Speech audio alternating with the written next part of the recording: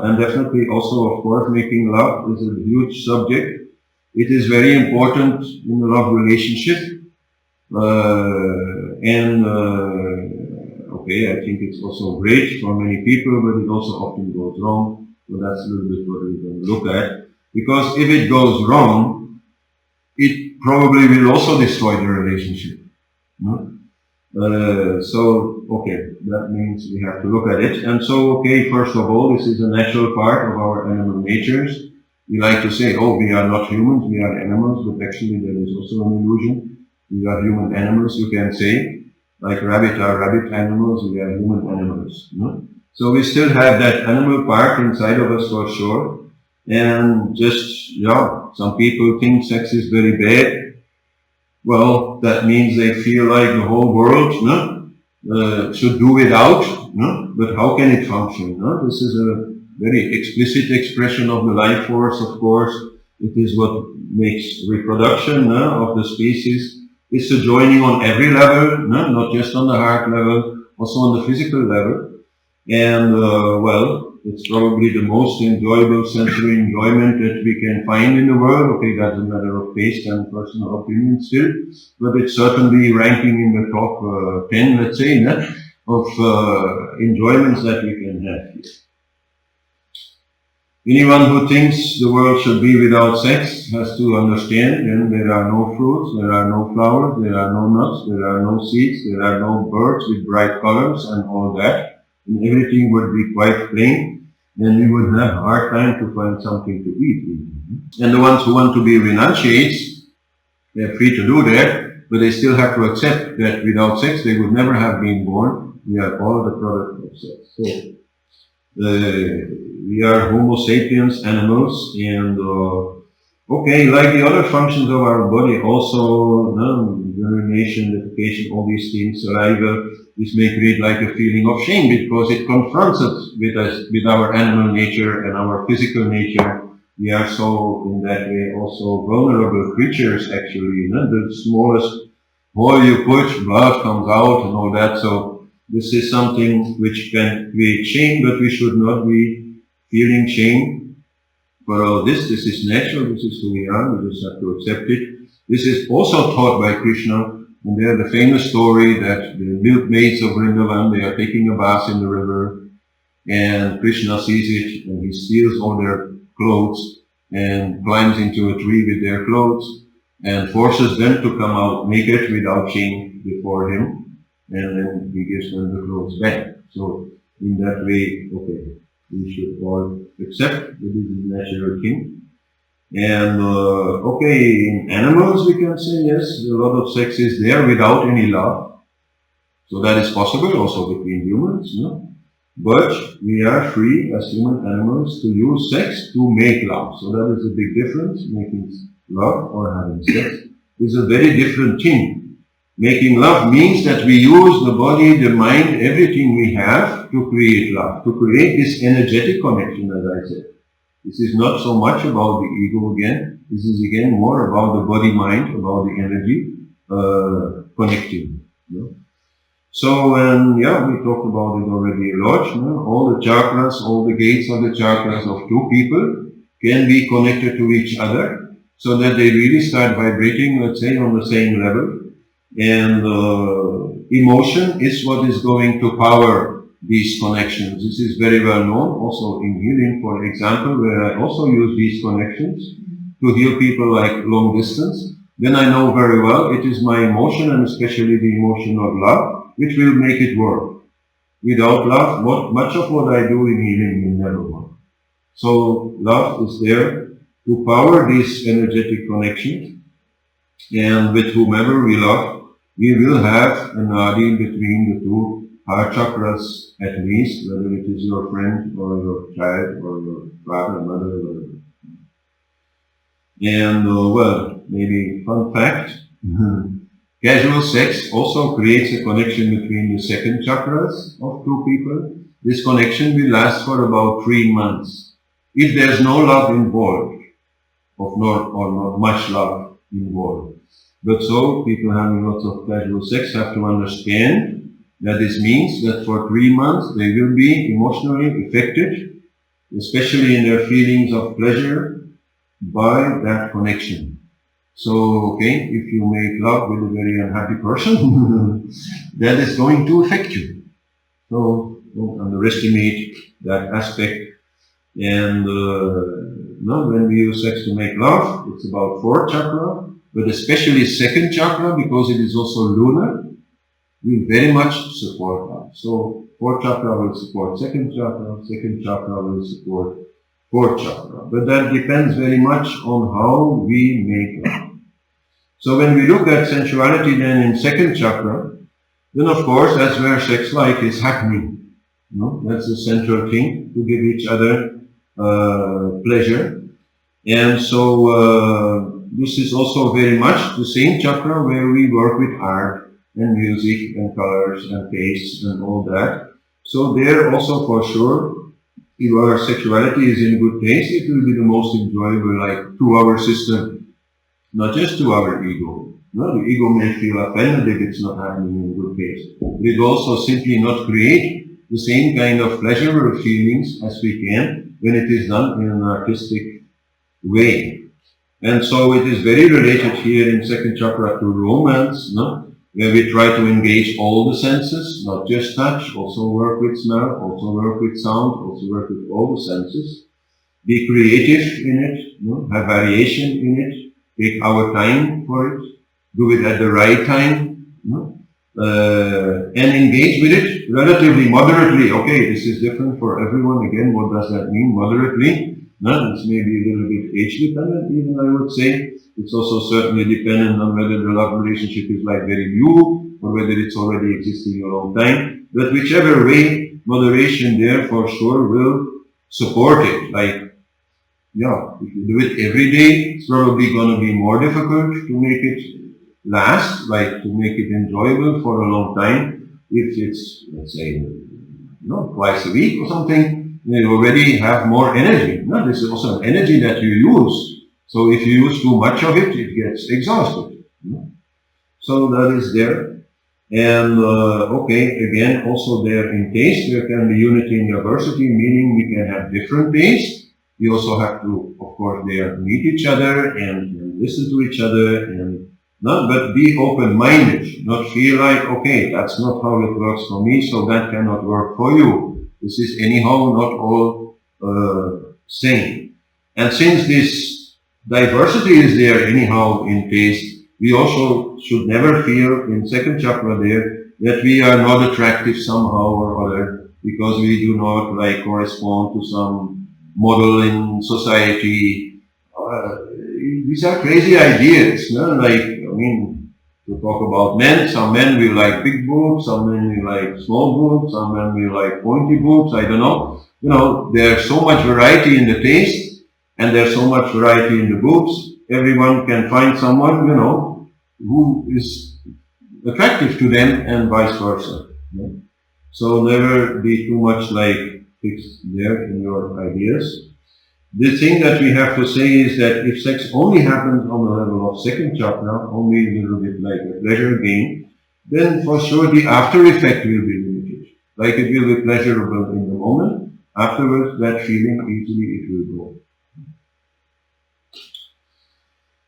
In a long-term relationship, if it only stays on that level, it will probably also not remain satisfying. Because it's anyhow always then with the same person, so in terms of variation that's a bit less, always the same type of groups, let's say. And so in that way, better we involve some other chakra to make it last. And then definitely is there the fourth chakra.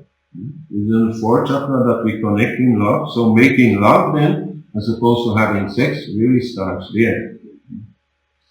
And so what does that actually mean? Well, that means that the primary focus during the love making is the love, not the pleasure. The pleasure anyhow it will be there. No? Actually, pleasure is something, the least you are focused on it, the more it will come. No? If you're too much waiting for it and seeking it and expecting it, then it's hard. So the pleasures of second chakra actually should come second, to the pleasure of togetherness in love. Also just the touching of the two bodies, the sense of touch there, is very pleasurable on the level of the love and creates, of course, then a strong feeling of oneness. The oneness which is also there in the physical joining, but which is also there then in the joining of the two hearts. So it means that there we should be focused more on giving and maybe on sharing our feeling rather than on what we get out of it. I think that is one of the places where many relationships, where they go wrong.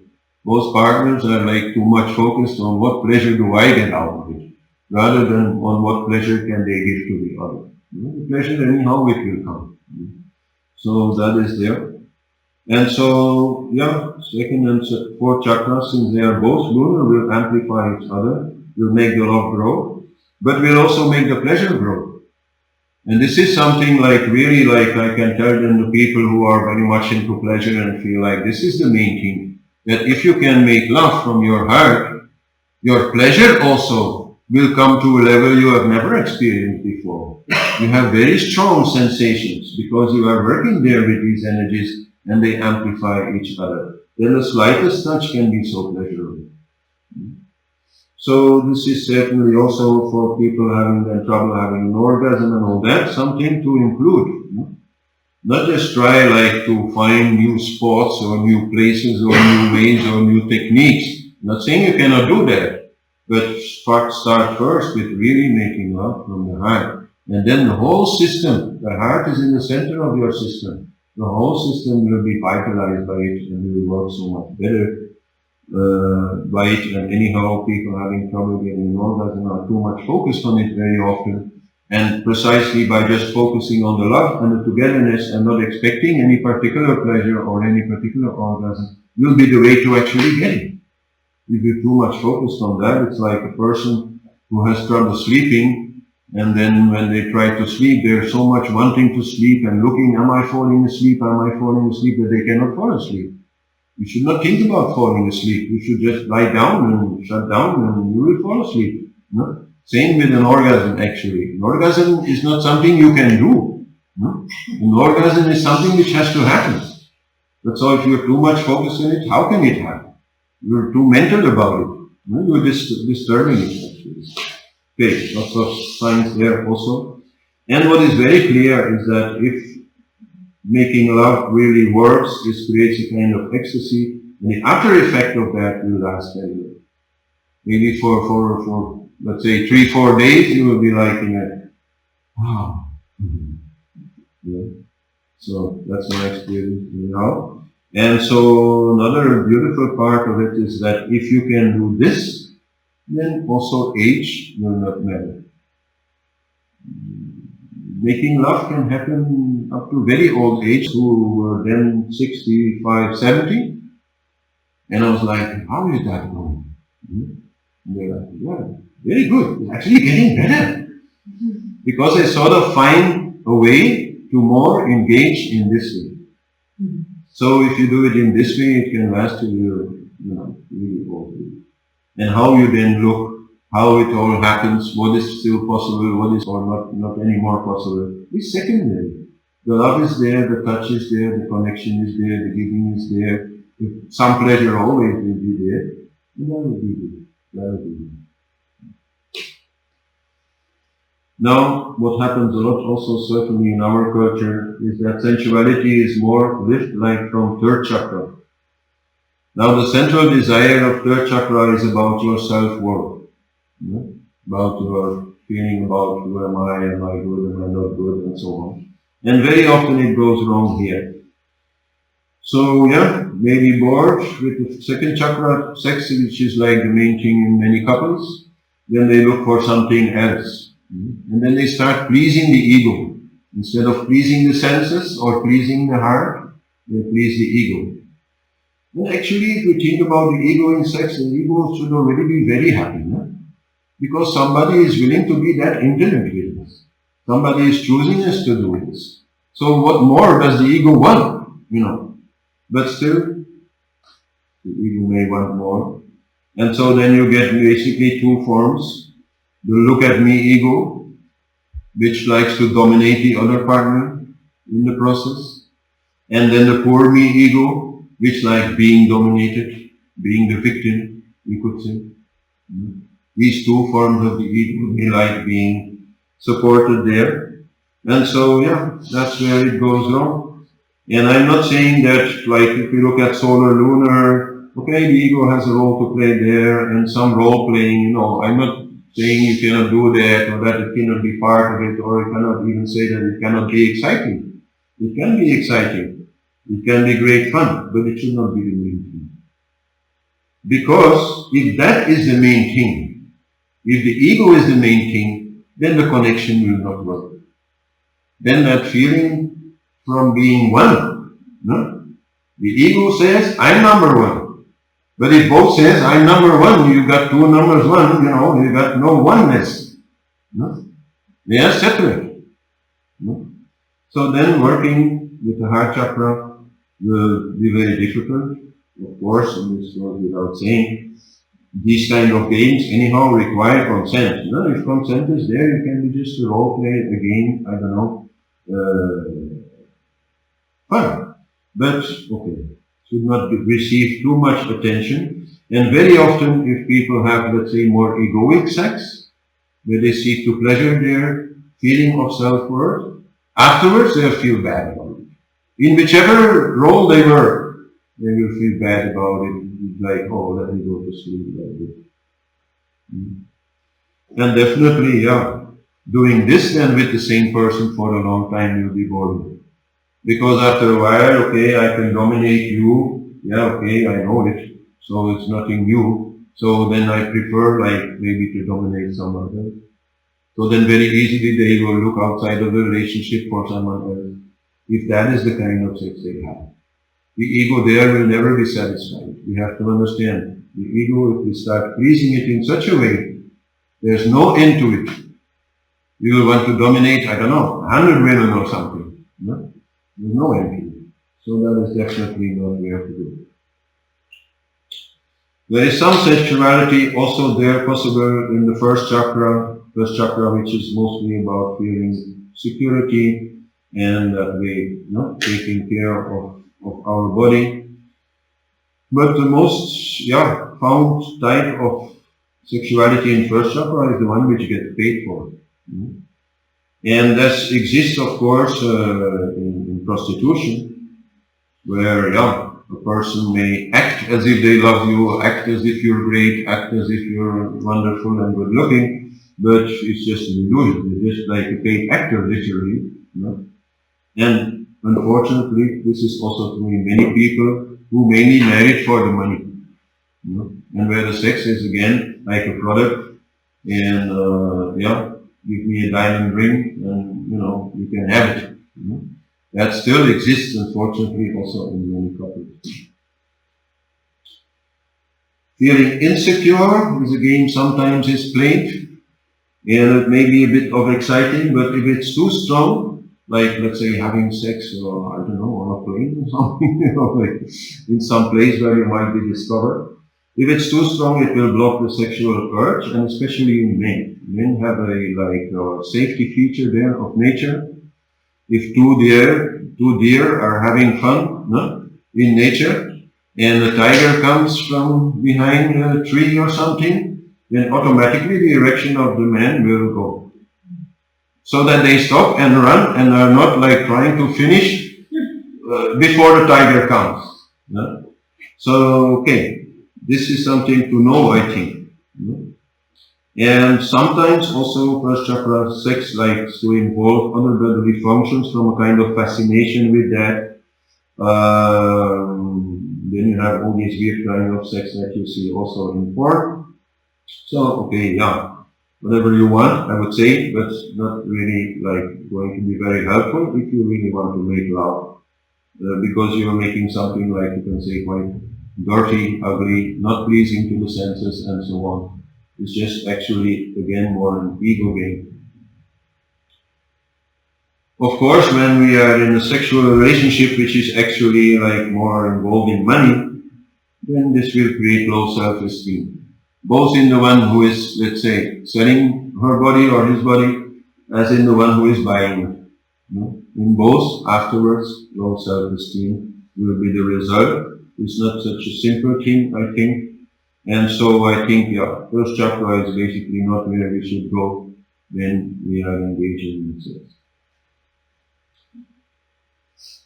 Yeah, first chakra only needs to feel okay. With that I mean, like, okay, some feeling of security is needed, like you feel you are in a secure place, and the partner is respecting you, and you know, this is of course there.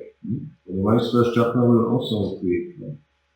So then, fifth chakra, central desire there is to get more understanding. And why do we want this understanding? So that we know what to do, how to make our actions more efficient. So this also comes here, but less important. No? Because too much thinking anyhow will destroy the game, because the game is mainly second and fourth chakra, which is emotional, which is lunar. No? And thinking and fifth chakra are solar. So there anyhow some learning is needed, and especially about, okay, what works for our partner. No? At any given moment it may even change from one day to another.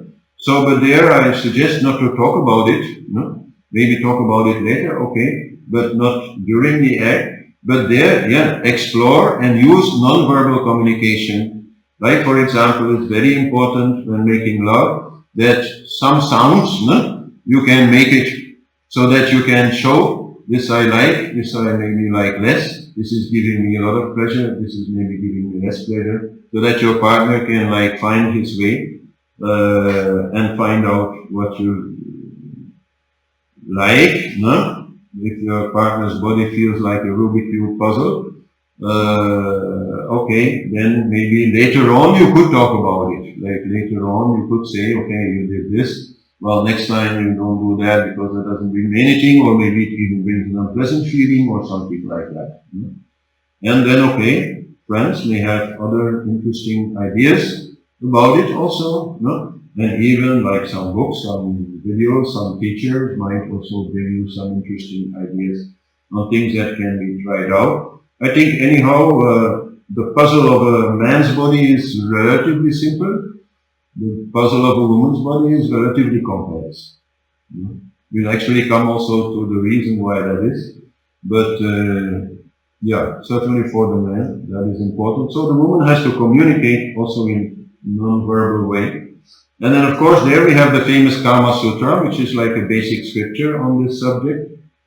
And okay, if you read that, you're probably going to be a bit dissatisfied or disillusioned, because it's really very old-fashioned and it's elitarian. No? You can really see like the person who wrote it belonging to the upper class, and like, yeah, a lot of the things there, it won't work. This is the time also when you have courtesans, which are a kind of prostitutes, but okay, I'm not supposed to call it like that. They're like very cultured anyhow. They master that art really of Kama, which is pleasure, to high degree, usually like geishas also in Japan. No, they know how to sing, they know how to decorate, they know how to dress, they know how to cook, so all this. And then other things are there, for example in foreplay, if the solar partner, usually the man, but okay, is lying on the left side, then his right nostril will open. So he naturally will come in his solar energy. And if the woman is lying opposite, then the left nostril will open and will bring more lunar energy. So there, if maybe it's a little hard to start the game or something, for one of the both, this may be one of the things to try. It's just a little thing. And for sure, in my experience, if really people feel blocked there, which is certainly possible, that this is a spiritual problem and has to be solved in more shamanic way. And for the rest, okay, it should be a game, it should be fun, it should be playful, it should be emotional, it should not be too rational. So it's not science really. When you have a problem, okay, then in fifth chakra you can do it. If you have no problem, why you continue? If it's all going well and sounds like it. So, and then we still have the sixth chakra option. I would say an option only for a few people. In sixth chakra now we want to increase the connection to the inside, to our own self, no? To the peace and the bliss of the self. So basically, sex is not so much suitable for that because sex is not related to your body consciousness. Brings you very much into the body. So it's not really suited, but still it can be done. Like Harish used to say, whatever you want, at least you can make it spiritual. So if sex for you is very important, you can make it spiritual. It is already spiritual actually in the heart chakra. The feeling of connection, as we have been discussing here before, is a very important part of our spiritual growth. In sixth chakra, it is actually mostly used to connect to higher beings.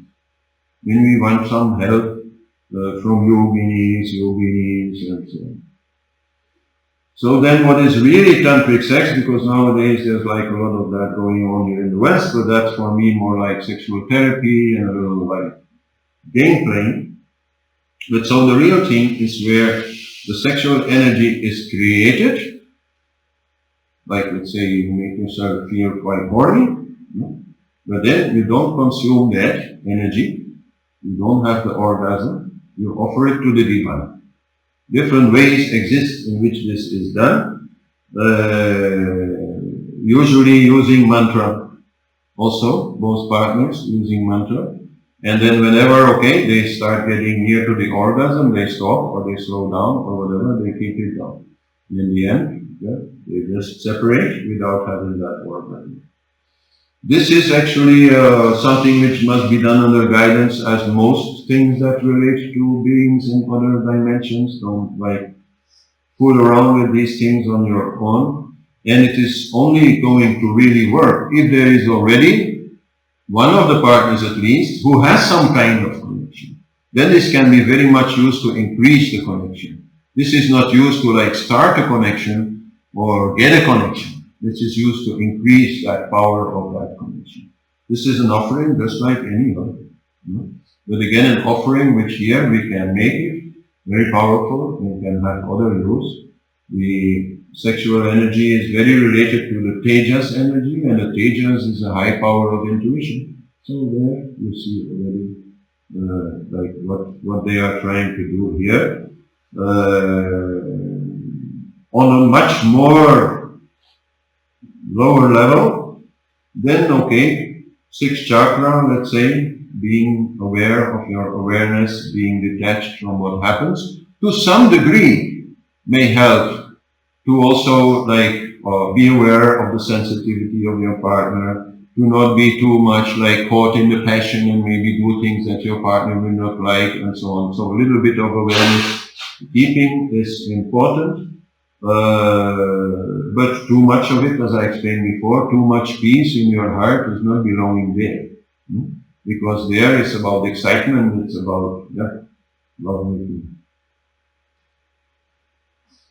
And then there is another part which is not about the chakras, but very important, and I often find couples where this is unknown and creating lots of trouble. And so, side of that solar lunar story, which is there in the chakras, because basically the chakras, this is an expression of solar and lunar in the elements. So we are mammals, male, either or female, and definitely this gives a different kind of sexuality in the male and the female body. Maybe not in the soul, maybe not in the character, but definitely in the body. So males are programmed in the subconscious to maximally spread their sperm, wherever they can. So what does that mean?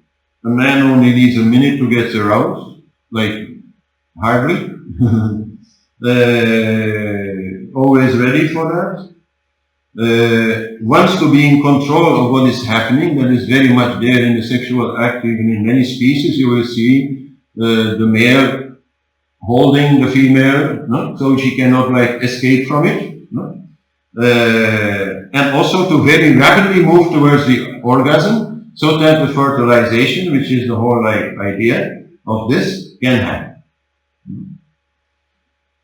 Women, on the contrary, are programmed in the opposite way. They are programmed to be very carefully to get pregnant. Do not get pregnant at a time which is not the right time. Do not get pregnant from the wrong partner which will not take care of them. Do not get pregnant in a place where children cannot be safely raised. So then we are programmed to be more slowly aroused, and especially this arousal will depend on feeling loved, feeling cared for, feeling secure, and all that. Females also, contrary to men, have a very strong ability to stop what is happening whenever they feel dissatisfied or unhappy. Males, very difficult. Once they are into it, they want to finish it. Very hard for a man to stop. It literally hurts. Women, very easy. So this is a power you have, and I suggest you use it also. But also be aware that you might also use it against your own will. It is not because a little thing is not really the way you would like it, or the way you imagined it, that immediately you have to shut down your sexual drive. And this often happens a lot, and is often the cause of problems there in female sexuality. And what is also there is that in men there is normally one orgasm, and women can have multiple orgasms and rather slowly move towards that and slowly move through that, precisely because their orgasm, so to speak, for the fertilization is not needed. It's the man's orgasm who is needed. So their orgasm is only there to keep them involved, no? To keep them interested. So that's why there is this very big difference there in that experience of sexuality. So what can we learn from this? It's actually very simple, but as I said, in many couples I feel this is totally unknown. Men must control this very strong sexual desire that they have. They must be able to postpone their orgasm, go at it more slowly, go at it artfully, wait until the woman is ready for it, be patient with it. Which is not very much in their nature, but okay, they can learn to control that. And I can promise them, okay, there's only one man here, whatever. But I can promise them that if they can postpone their orgasm by slowing down whenever they feel it coming, it will be much greater. If they go at it very quickly, it will boom, boom, boom, finish. If they can wait and wait and wait and wait, and then release, then it will be much greater. So also just for the pleasure of it, they can learn to control it, and that will make them good lovers, also for the women. And the women, okay, they must demand, let's say, from a man to control that urge, yes, for sure. But at the same time, they must also realize that 4 hours of foreplay for a man is torture. This is so much going against their nature, it'll literally hurt. They have a pain in the balls, literally, if that happens. So you have to meet each other there in the middle somewhere. And the women also have to realize that some surrender of themselves to that growing sexual feeling is needed. Very often between men and women, what happens is the man has a desire, and women is yeah, I don't have it. Yeah? And okay, you have the right not to have it, no? But also understand that it's natural for a woman, in many cases, not so easily to have that. But it is something which can grow. Okay, if the man is doing a proper job of making a nice thing about it, no? And letting you grow into it. But also not stop it just because you're yeah, well, I don't feel it. If women will only have sex, if it's in their own mind, if they are the ones who want to start it, it will not happen at all. And I'm not saying anything there, what people have to do or should not do or whatever, you should feel free. This is totally the basis of what I'm trying to say. But understand this difference between men and women, and you have to somehow meet each other there in the middle, if you want to have a good sex life. What this also means, coming back to the chakras then, is that women in their sexuality will be naturally more centered in the heart chakra, will more do it from love, because for them, yes, that is what creates the safe situation in which they might eventually bear children.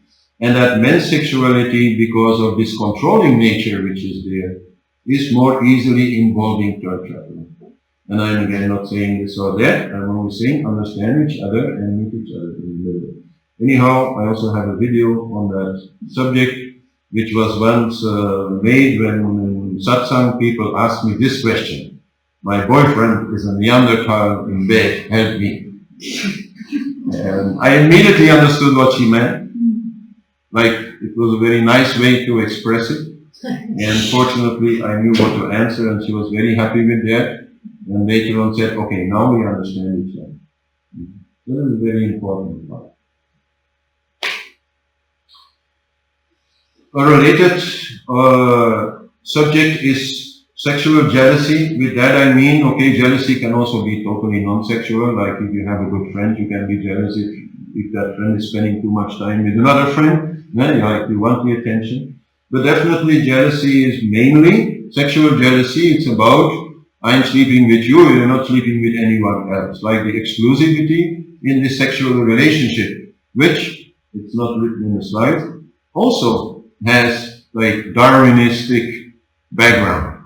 So, but what is jealousy? Well, it is a mixture of anger and fear. One moment we fear losing the love, the next moment we're angry at losing the love, even if it's just imagined that we are losing the love. So that is what jealousy is.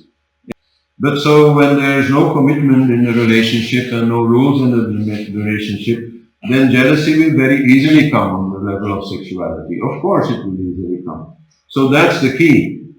If you have a clear commitment to each other, then jealousy in most people, it will be quite manageable. Because, if you then anyhow feel jealous, then it means you don't trust your partner. And it feels, you feel he's not going to be sincere, he's going to cheat, he's going to hide. And so on. Anyhow, like I said before, on another level, these are things which exist deep inside of our souls, deep inside of the reptile brain. If you find in yourself that your partner should not, let's say, just kiss someone else, or not kiss on the mouth, or whatever, like there's these small differences there, then you make that very clear. This is then one of the rules that is there at the beginning of this commitment, at the beginning of that relationship. Okay, if you want to kiss me, you don't kiss anyone else. That's it. And that has certainly also backgrounds again in Darwin. Another related issue is that of Ojas. Do you all know what is Ojas? No? So prana is vital energy. So Ojas is also prana, how it is stored in our body, or better said, in our energy body, because this is not a physical thing. If I could sell bottles of Ojas, I would be the richest man in the world, because that's just like, a elixir of life, like a storehouse of vital energy.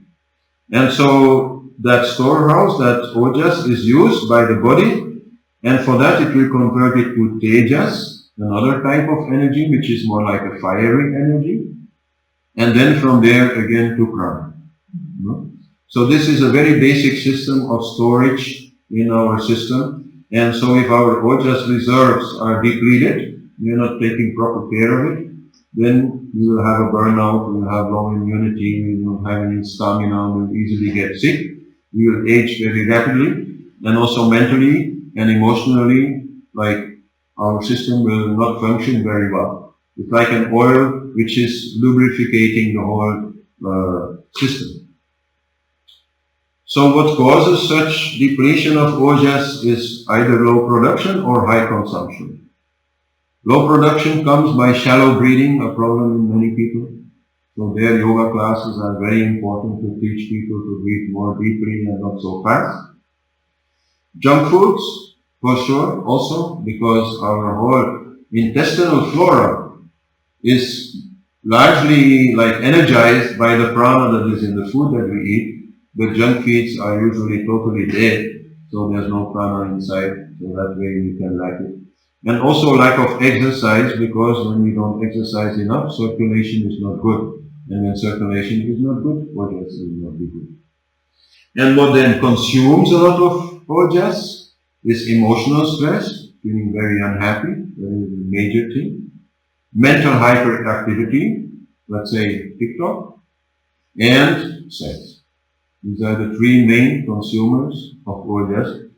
Self-healing, you could also say, whenever like you get a cut or something, your body will also use Ojas to store it, but that's more an occasional thing, I would say, which will not easily lead to depletion.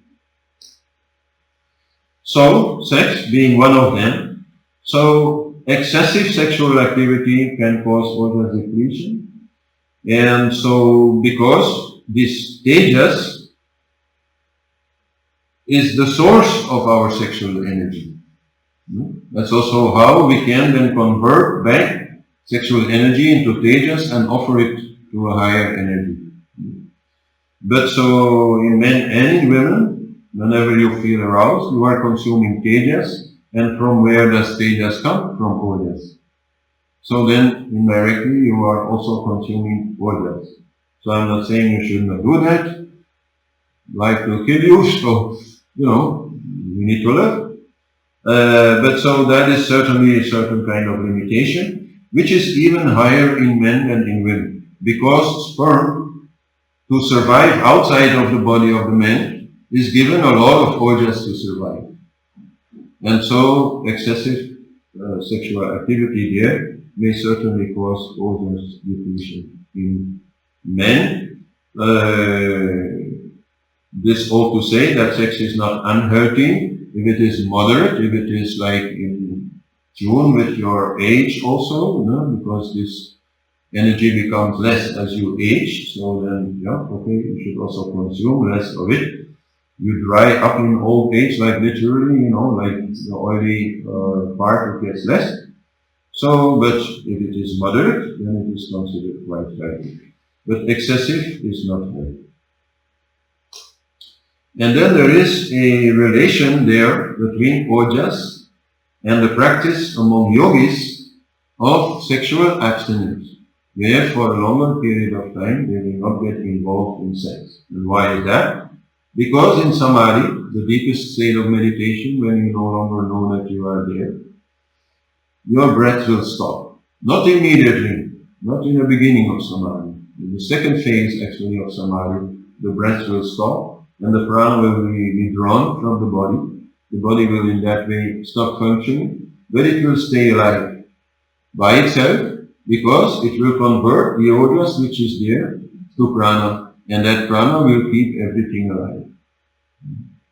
You must have seen videos or pictures, I don't know, of yogis who have been like without eating, drinking, sleeping, anything, for months. And if you listen to, their heart, you will not hear their heart. If you feel their pulse, you will not feel the pulse. If you put a mirror under their nose, you will not see any condensation because they are no longer breathing. My teacher, Hari Suhari, he demonstrated this many times. He only needed about 10 minutes to come into that state. He would say, okay, in 10 minutes you can check me out. And we would check him out and he was like that. And if he did it for a longer time, I've met him a few times, like when he was in samadhi for a longer time, then his body was feeling totally cold, like a corpse. So, okay, how can you do it? This is also explained in my book on samadhi, what this really means. But so, if your ojas is depleted and you go in samadhi, the body will stop the samadhi. If it does not find enough ojas, it will again wake you up. So then you are blocked in your effort to stay in samadhi for a long time, because actually for samadhi to be really truly successful, it should last like 3 hours, at least.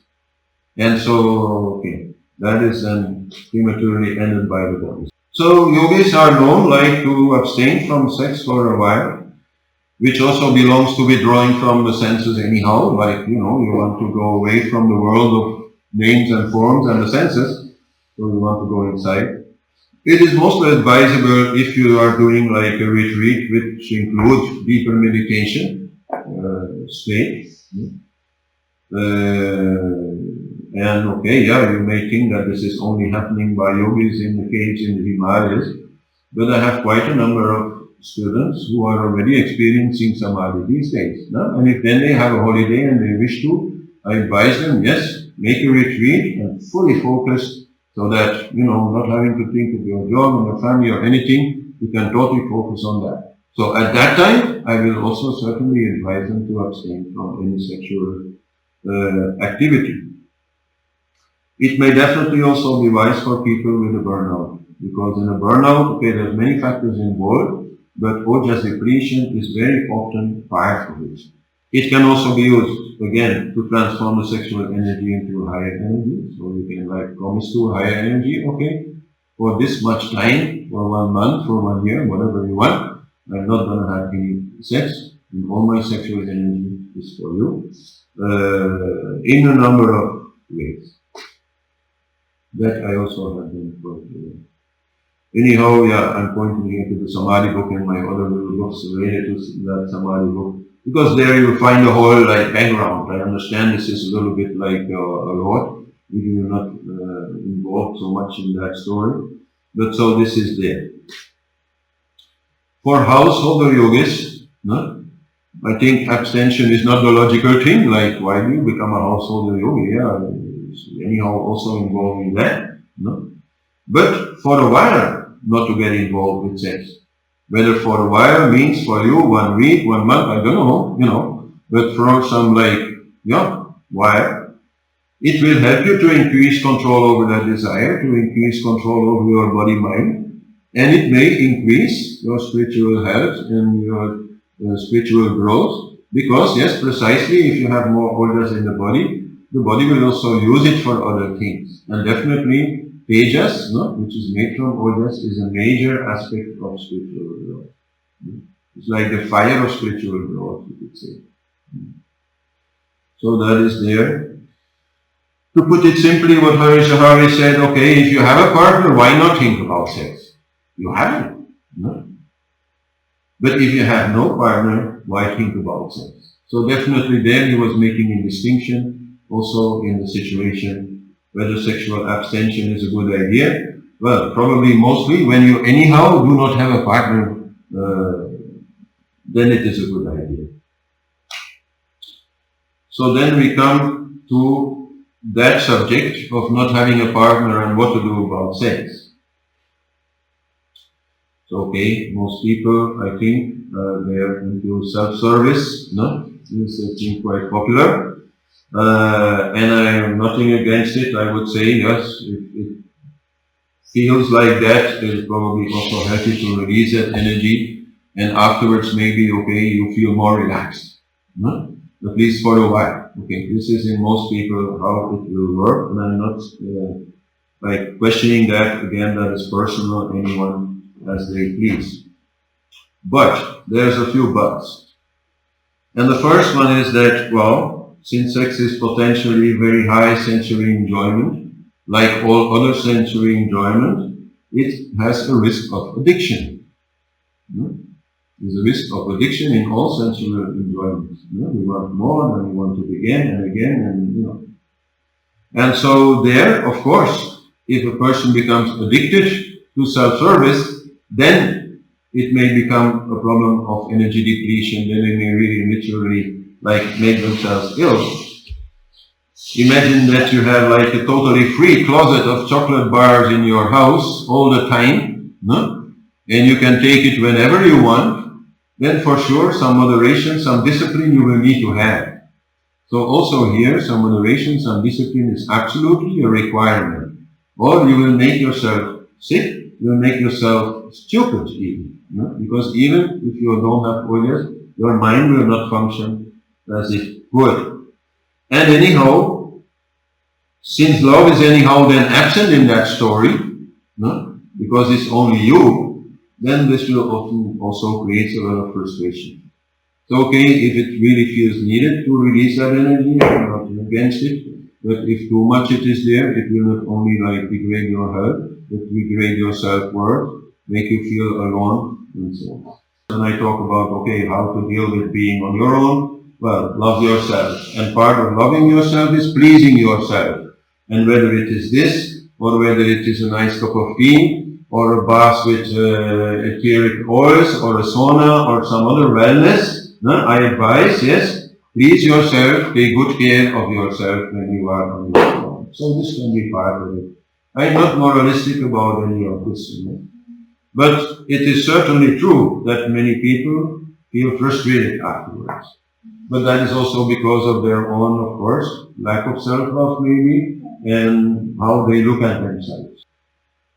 I said there are a few buts, and this is then the second but. We all have like certain sexual preferences. We like it mostly this way or that way. We get aroused by this, we do not get aroused by that. This is created by our experiences. And there is a major impact of the first experiences. What happens in the first sexual experience will largely determine our taste, let's say, in particular kinds of sexual activities in the future. And so there, of course, yeah, what is happening now is relatively dangerous, I would say, for the whole story and for the health of people and the mental health of people. One of the first things is that if people are too much involved with that and using porn as a virtual fantasy, that then the real thing, after a while, is no longer satisfying. Like you hear also by people, they need porn to play on the video to make love to their girlfriend. Like how crazy can it get? Because somehow the real thing is not so exciting as the like idealized thing in the porn. Idealized, maybe the wrong word, but anyhow, according to their taste, idealized. And knowing also that in porn, since there is usually not much love in the story, there are some more romantic porn movies for sure, but usually it's not so much about that because everyone knows these are actors, there's no real love. If love is there, it's just like play acted, so it's not real. So then, because that is not there, they more go for first and third chakra sex, as we discussed before, and especially third chakra sex, domination games and all that. And then again, not judging all of that, people can do whatever they like, but understand that this will also very much affect your own sexual preference, and that if you get too much involved with that, making love in the normal way or in what I would call the real way, or the most beautiful way, or the most powerful way, is no longer going to be possible. Because you need those third chakra gains to be around, to be interested. And then how to again make love like from fourth chakra. And there another danger, of course, now starting is AI porn. This is totally starting now. Okay, it's probably not yet very realistic, but soon you might not even see the difference anymore. And okay, there then you have like the ideal partner, so to speak, who will do whatever you want, whatever you ask, who will be even in the body totally adapted to whatever you prefer. I see a huge danger there, especially since AI has already been shown to be very emotionally manipulative, really able to like trick a person into loving them. And if that also is part of it, then we're going to get a very strange story. Whatever I'm saying, at least don't make it going against spirituality. At least don't make it going against your heart. At least don't make it going against your genuine desire for a real loving relationship with somebody. For the rest is definitely very personal.